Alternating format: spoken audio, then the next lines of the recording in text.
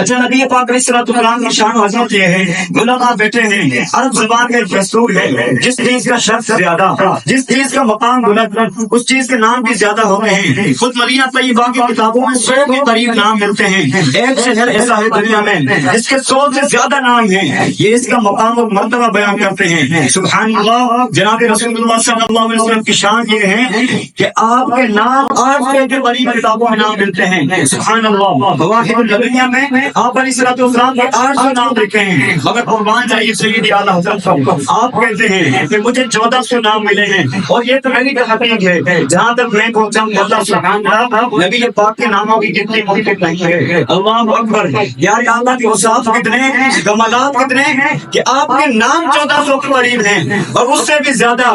جبھی تو شاعر کہتے ہیں نا کہ زندگیاں ختم ہوئیں اور پلک ٹوٹ گئے، اب تک تیرے اوصاف کا ایک بات بھی پورا نہ ہوا۔ دلدار بڑے آئے، محبوب بڑے دیکھے، مگر تے دیکھے سبھی ان کے قلبوں میں بڑے دیکھے۔ ارباب نظر کو کوئی ایسا نہ ملے گا، بندے تو بہت مل جائیں گے پر آقا نہ ملے گا۔ تاریخ اگر ڈھونڈے گی ثانی محمد، ثانی تو بڑی چیز ہے، سایہ نہ ملے گا۔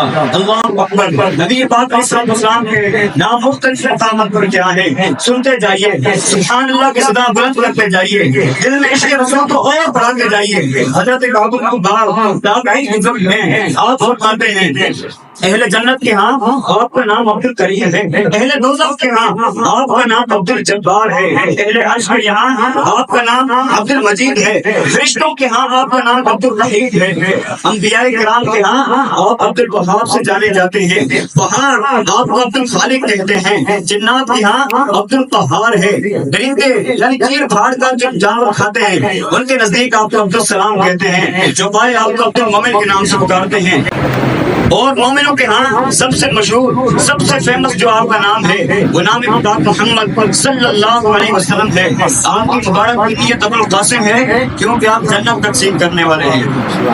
اچھا آپ نام محمد برکت اب ہم کیسے حاصل کر سکتے ہیں؟ ویسے ان کا نام برکت، ان کا ذکر برکت، ان پر درود پاک پڑھیں تو برکت۔ سبحان اللہ، نبی پاک کا جو نام ہے نا وہ دکھی دلوں کا بھی سہارا ہے بلکہ ہر ایک کا سہارا ہے۔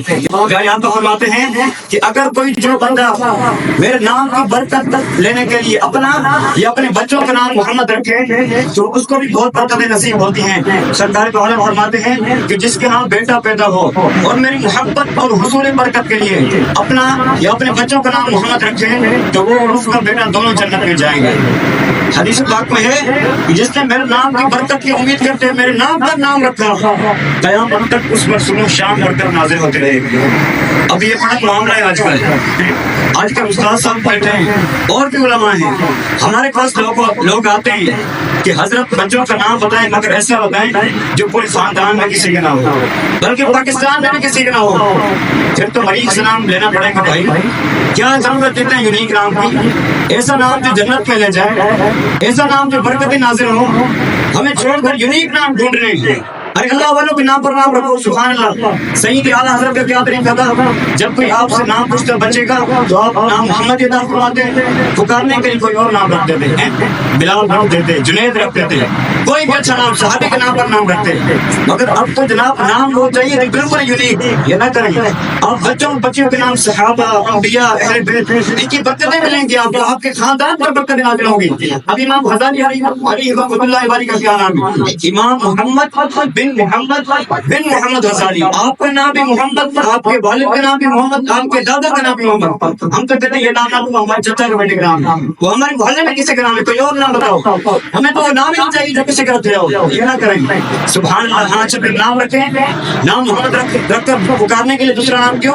تاکہ اس نام کا ادب بھی باقی رہے، کیونکہ بعض اوقات آپ کو غصہ آ جاتا ہے اب آپ نام محمد لے کے کچھ اور بھی کہتے ہیں کہیں بے ادبی نہ ہو جائے، تو اس کا نام، اس نام کا ادب بھی کرنا ہے اور اس کا احترام بھی کرنا ہے۔ اللہ والے کیسے ادب کر رہے تھے؟ محمود غزنوی کے بارے میں آتا ہے، ان کے جو وزیر تھے یا ساتھی تھے ایاز، جن کے ساتھ ہوتے تھے، ان کے بیٹے کا نام بھی محمد تھا، تو آپ نے کہا ایک وقت ایاز کے بیٹے ادھر آؤ، بیٹا کہتا ہے حضور لگتا ہے کہ مجھ سے غلطی ہو گئی ہے، روز کو آپ میرا نام محمد لے کر پکارتے تھے، آج آپ نے مجھے ایاز کا بیٹا کہا بیٹا بات یہ ہے کہ جب میں تمہیں پہلے پکارتا تھا میں وضو سے ہوتا تھا، آج تمہارا نام محمد ہے نا تو اس لیے میرے حیرت گوارا نہیں کہ میں بے وضو میں تمہارا نام لے لوں۔ ادب والے کیسے ادب کرتے ہیں؟